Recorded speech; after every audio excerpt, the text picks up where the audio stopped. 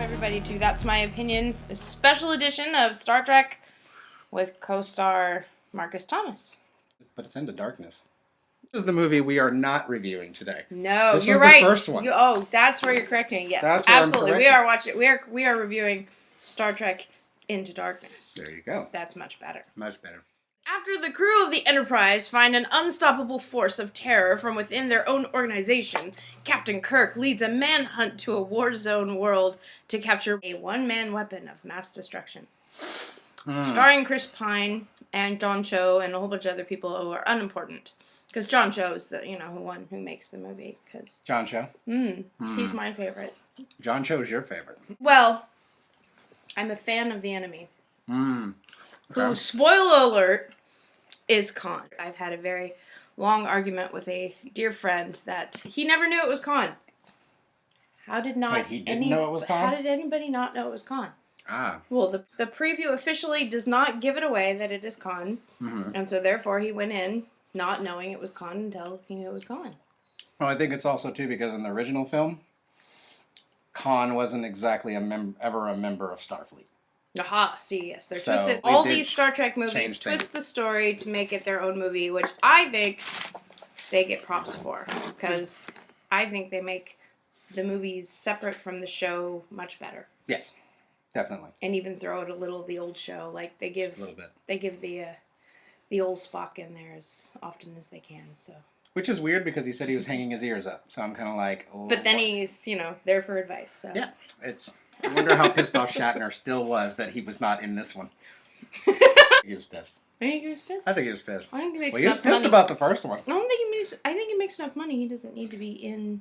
No. All right, we're gonna do a joint good, bad, and the ugly review. Joint. I'm gonna give my good, and then he's gonna give his good. I think that's how we're gonna do this. So my good is Benedict Cumberbatch. In every way, made this movie worth watching.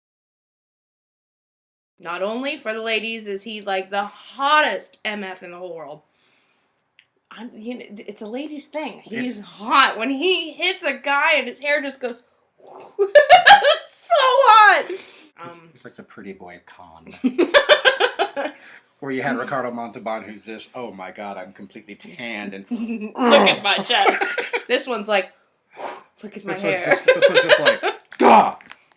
When I am in control, my hair is slicked back. When I am out of control, the eyes to die for. And I love him in Sherlock. That's where I am a fan of Benedict. Which I have not started watching yet. Oh, you really should. I really should. I recommend it to all of you. All right, Marcus? What was your good to this movie? My good to this movie, well, I'm gonna totally cop out and say, Zoe, call me sometime. Oh yeah. I'll give you that. Wait, if you're gonna have the girl, I'm gonna. If I'm gonna be all girly about Benedict, you could be all guy-like about Zoe. Yeah, well, Zoe was a little bit more kick-ass in this one. This movie was just good. There's not. I agree there with you really on that was not a bad part to this movie. Now we're spoiled a little bit. We not only saw it early in the morning with a very small crowd, but also in 9 IMAX. 9 a.m. 9 a.m. showing. IMAX. 3D. In your face. Awesome. We were close. We were surrounded by Star Trek. Yeah, and I'll let you know right now, I hate 3D. But I am also. I do not seek out 3D. Works. This movie was worth watching. This movie worked. Other than that, animation is the only time you should go watch a movie in 3D. I agree. I didn't care to see it in 3D, really. I just wanted to see it on IMAX, but it was only showing in an IMAX 3D, so I was forced to watch it, and the minute it started, I was like, my God. It was worth it. Especially that spear. And the fact of, Cass sitting next to me. She actually ducked out of the way. I was like, okay, that's 3D. That's when you know 3D is working. I don't know that this one was worth it in 3D, but they did a damn good job. Actually, was The Great Gatsby worth it in 3D? I didn't see it in 3D. Because I know it was in 3D. I didn't think it I was like, I don't think I didn't see it. I didn't think I missed out on anything. Yeah, I'm kind of like, why? I kind of went, oh, there's that 3D scene. It's mostly for the open title work. I mean, every corner of this film. And the best thing I loved about it the most is it didn't have a slow point. at all. No, that's true. From the moment it starts until the finish. Even when there was two standing dead in the water ships. Everything. It still didn't really stop. Your attention is on that. You don't care who the idiot is talking behind you, the kid crying in the front row, me throwing popcorn at somebody. There wasn't many people in front of us, though. There's not one thing I found bad about this film, really. All right, but we have to get to the bad. We have to get to the bad, but I'll nitpick. That's fair. You want to point out something where you particularly didn't want. I thought Spock and Zoe having that marriage counseling in the middle of going to the battle was a little unnecessary. I know we did it for the fact of Spock saying why he feels and doesn't feel the way that he feels, but really the cat fight, you felt like uncomfortable in the room when mommy and daddy are fighting kind of moment. I thought if we're going to cut anything out, that was a little unnecessary. That probably was. That was my bad.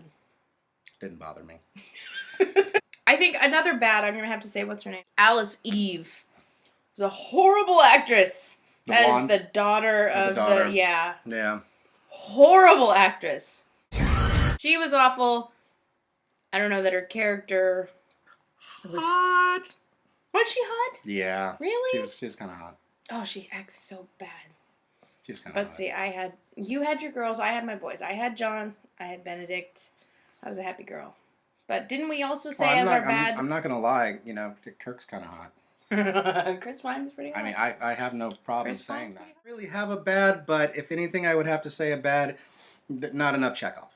Really, not just... I love the fact that this one, they actually toned his accent down a little bit more, so you actually kind of understood what he was saying this time. Because the first movie, I'm like... Victor. I was like, okay, Victor, or nuclear vessels. It's like, which... This time it's like, Vector. There you go. Thank you, J.J. Abrams. Gotta love the first thing they do is put him in a red shirt, though, and you got you.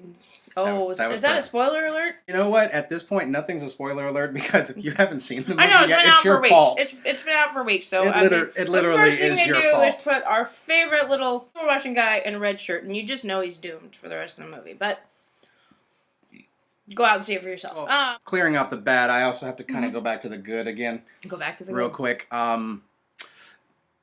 The connection between Kirk and Bones is great. It's still great. It was Those two mesh. It's like Shatner and DeForest Kelley meshed. Mm-hmm. Chris Pine, Carl Urban meshed. It's that. No, I'd have to absolutely and agree. Of course they had to give it. Are you out of your Vulcan mind? Loved it. He nails it perfectly. I love it. And he does even throw in the "Damn it, Jim, I'm a doctor" line. "Damn it, Jim, I'm a doctor. I'm not a torpedo specialist." Yes, you said the line. It's like perfect. Yes. There's not a lot of bad to this movie. You're absolutely right. Yes. So ugly. I think we agree on the ugly. So I'll let you deliver it. We agree on the ugly. We're gonna go very literal with the ugly. Literal with the ugly.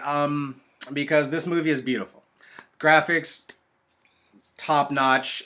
There's still the J.J. Abrams in space with glowing lights that have the everywhere. Oh yeah. Which kind of makes me wonder what he's going to do with Star Wars on that. Are the lightsabers really going to be like?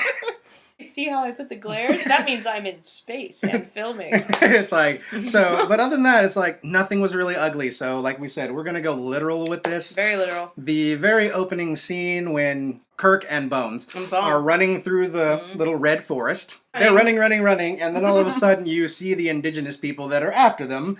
And it is a horrible makeup job. Awful. Like, wow, this is almost worse than Next Generation first season. It was makeup job. I mean, almost any Star Trek show's worst makeup job. Put together. It was very let's just throw some mud on these people, and it wasn't. Yeah, and that was considering how pretty the rest of the movie is. That's why it made the ugliest point comes in the literal first 5 minutes of the film.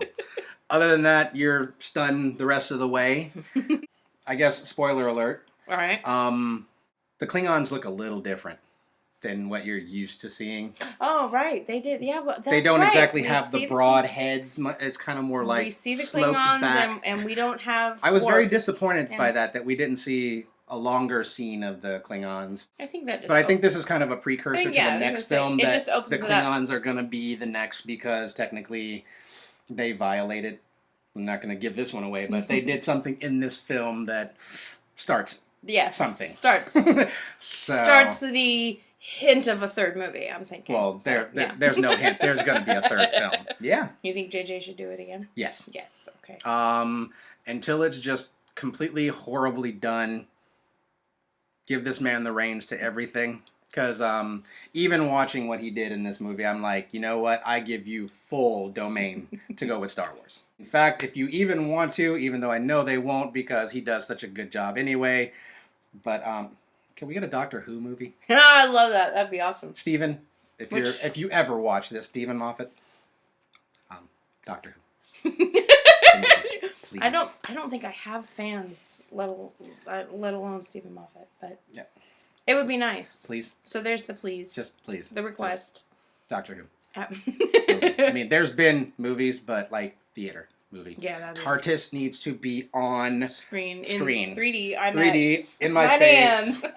You know. Well, that is our review for Star Trek. You know what? No, actually, let's take a minute. Yeah, let's take a minute because it was an awesome film. It was a great film, but you know what I'm going to talk about now is we saw a whole bunch of previews before Star Trek, and I'd like to ask your opinion. What there cried out, I can't wait to see that. I forgot which movies were there. After Earth was one of them. I was very excited to want to see this film. I'm like, okay, Will Smith and Jaden is looking way too close to his dad now. Yeah, no kidding. Does not have the voice yet. He doesn't have Will's voice yet, but the looks, the body type, the mannerism, the facial expressions, everything, I'm like, okay, this is going to be a hit or miss movie for me. And then I found out who directed it. Who's that? Oh, and I have no interest in really wanting to see it. Oh, no, now. It's M. Night. You're right. It's M. Night Shyamalan. It is and Shyamalan. After the debacle that man did with The Last Airbender. You gotta hope that he makes up for that with this film. Well, it was kind of weird, too, because it's like, well, he normally did good when he came up with the movie himself, wrote it, and apparently he wrote this. Because I've been a big M. Night Shyamalan fan. Will had a lot of writing. Yeah. Credit, too. Well, he had some credit to it, but it's like... We also saw a preview of Anchorman. That's going to be a hit or miss, too, because it's kind of like... I remember I never went to the theater to watch the first one. I remember watching it and thinking this is the dumbest film I've ever seen. Like, I was not enjoying it at all. I was not laughing. I wasn't doing anything. It was pretty boring. Until the scene until the scene when he's on the freeway driving back, eating his burrito and throws it at Jack. What do you love? I love poetry, and a glass of scotch, and of course, my friend Baxter here. Well, guess what? Now this is happening. Excuse me. Excuse me. What are you doing?